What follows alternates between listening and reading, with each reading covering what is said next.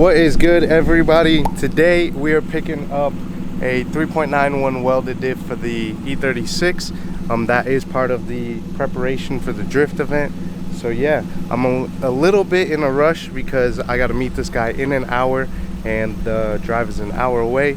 First time that I'm kind of taking this on a little road trip, but it's got to drive an hour and a half to the track anyway. So if it doesn't make it, it wasn't supposed to make it, but fingers crossed that it does make it. Nothing bad happens, and we'll be back here soon to install this thing. So yeah, I'm gonna get on the road. It's just me, so I don't know how much footage I'm gonna get, and I'm gonna catch you guys. I'm not even gonna catch you guys. You guys are coming with me. Let's go.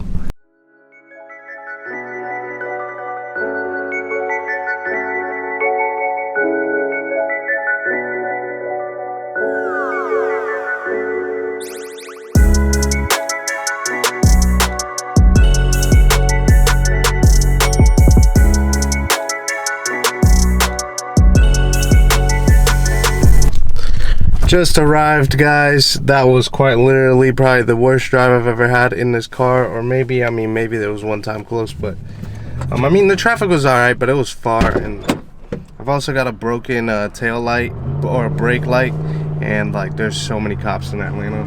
But yeah, I'm here now, waiting on the guy to get here, and then we're gonna get this diff.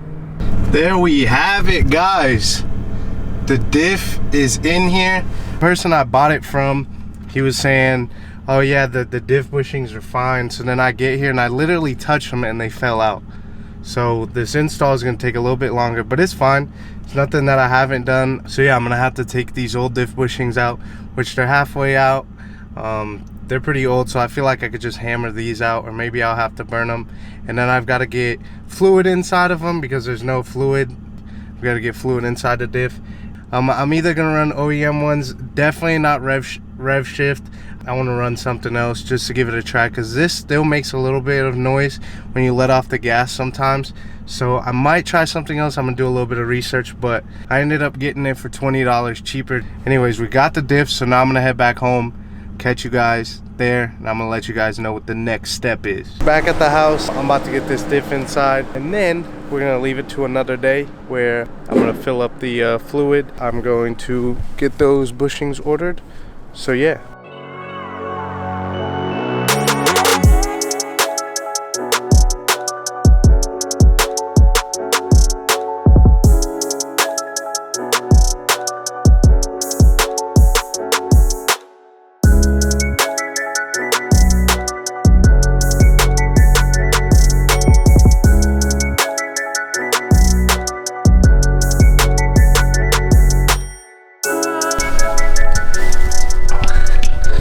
That thing is very disgusting. I gotta clean it too. I don't know if you can tell how far out that bushing is. That's pretty bad. So yeah, this video will be continued in another day. We will be fast forwarding a couple days, so I'll see you guys there.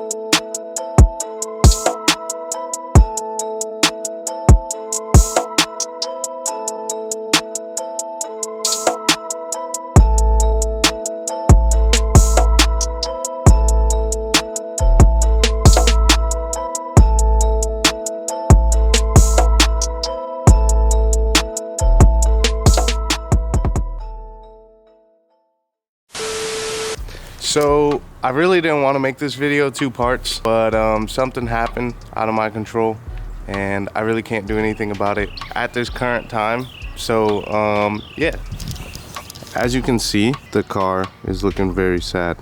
So what happened was, just randomly one day I was checking, like looking at the driveway, and I noticed that the radiator was leaking coolant.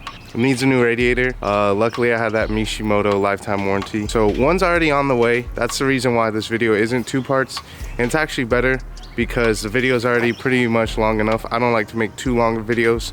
So part 2 will be testing the diff. Got everything pretty much ready for whenever it comes out. I've just got to undo the clips. So I didn't actually take the radiator out, but when it was up on the lift, which you guys did see, we were checking it out and it looked like it was wet from like in here.